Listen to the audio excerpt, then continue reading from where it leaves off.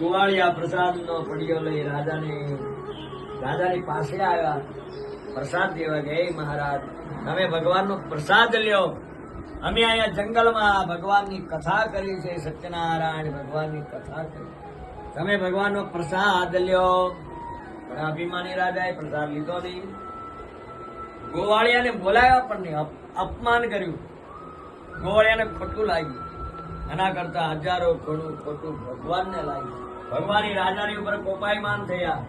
એના રાણી, દીકરા, દીકરી બધા મૃત્યુ પામ્યા. ઘરના ભંડાર ખાલી થઈ ગયા. પછી રાજા પોતાને ઘરે આવે છે, ઘોડે સવાર થઈ. અહીંયાના રાણી, દીકરા, દીકરી બધા મૃત્યુ પામ્યા. ઘરના ભંડાર ખાલી. રાજા દુઃખી થયો, રડવા મળ્યો. બધું મારું નાશ કેમ છે? પણ જયારે એની ભૂલ હોય ને પછી દેખાય. અભિમાન ઓગળી ગયું.